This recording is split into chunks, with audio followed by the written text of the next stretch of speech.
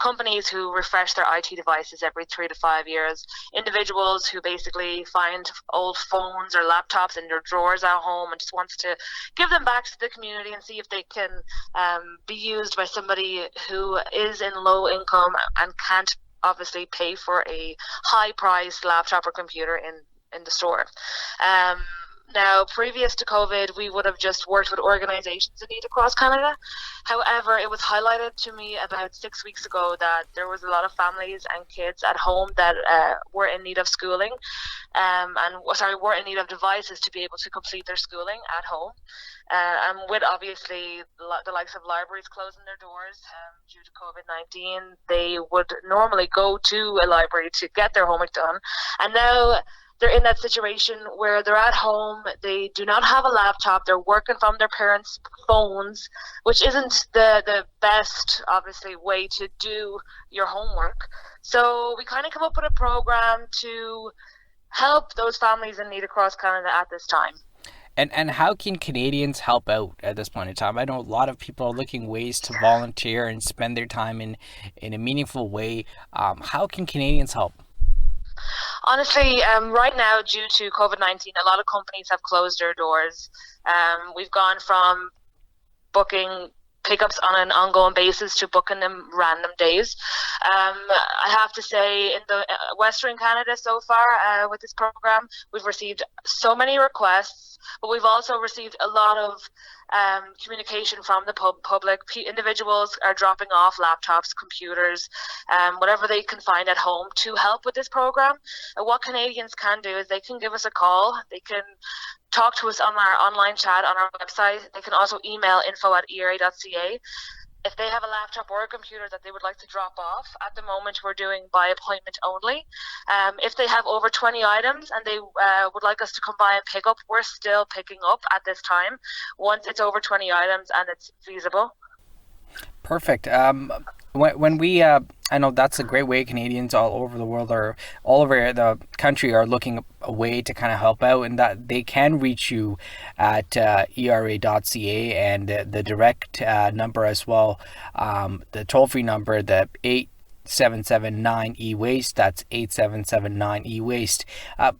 Could you tell me a little bit about how ERA came about? I know you told me it started 15 years ago, but why now? Why is this such? Why was there such a need that people had to come together and come up with the Electronic Recycling Association? Could you tell me a little bit about the history about the association as well? Sure. So it's actually a really nice story. About 15 years ago, the owner, Boyan Padu, decided that there was a need based on his own personal experience.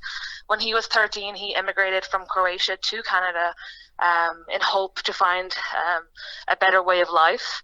And when he got here, a local church actually donated a computer to him and his brother. And basically this computer was non-functioning.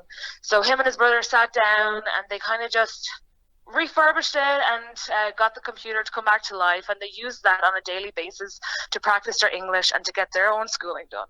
So a few years after that, then he kind of had seen that there was a massive surge and need for laptops and computers to be donated to individuals or at a low cost price so that individuals and families that are in low income can still afford to have technology within their household. So that's kind of where it all began, and from that it's just sprang. It started off in Calgary, and now we've increased basically we've expanded the operations throughout Canada. We've got 7 locations Canada-wide, and then just recently opened up in the US. We're expanding, which means the need for technology right now is expanding, and we're just looking for help at this time. Perfect. It even goes to show that you have to give back to the community as much as you can. And I know there are a lot of computers in my house that are not being used right now, and I've tried to tinker with them. I know some people have prolonged the life of a product by installing a different OS. People have explored with Linux, different systems where they go in and out, change screens. If maybe sometimes it's a mouse or a keyboard. Do you do some sort of repairs as well, or is it just working devices that you're looking for? We basically take the good, the bad, and the ugly. So if we say, if someone said, "Look, I've got these laptops, they haven't been turning on for us. I don't think there's any point in us sending them your way. Send them our way. There might be something within each of those laptops that will work in a laptop that we want to be able to provide to an organization or an individual that need at this time." Just on another note, I think, like, my own personal opinion, COVID-19 has kind of sprung everybody to the point where recycling was always the way to go, and now on my own experience, on the phone to companies, on the phone to individuals, people are seeing a real need now to refurbish and reuse IT devices to obviously implement back within the community to those in need. Yeah. So it's kind of shed a light on a topic that hasn't been talked about much in the past.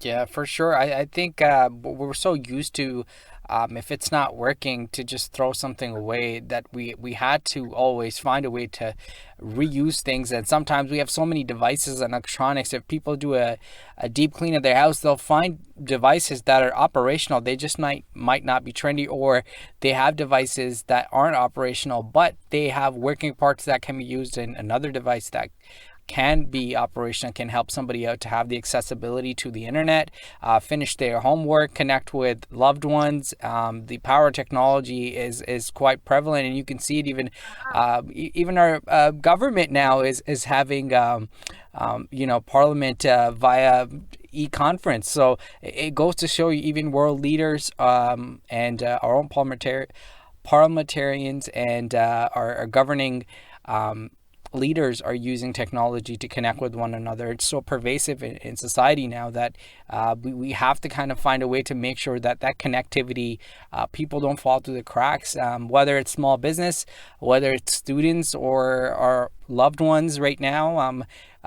All over Canada, people have a need to connect right now because of social distancing and the inability to gather with one another. So this is definitely a great initiative. And to all our listeners, I want to give them a reminder to visit the ERA website. That's era.ca. Find any devices that you do have in your house that's part of your regular spring cleaning.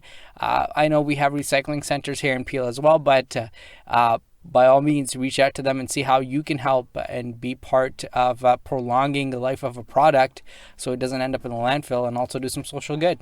So thank you so much for joining us today on the show, Jessica. I really appreciate your time. Thank you, Amika. I really appreciate you having me on the show. Perfect. With that, we'll take a short break. This is Big Talk with Amika and Karen.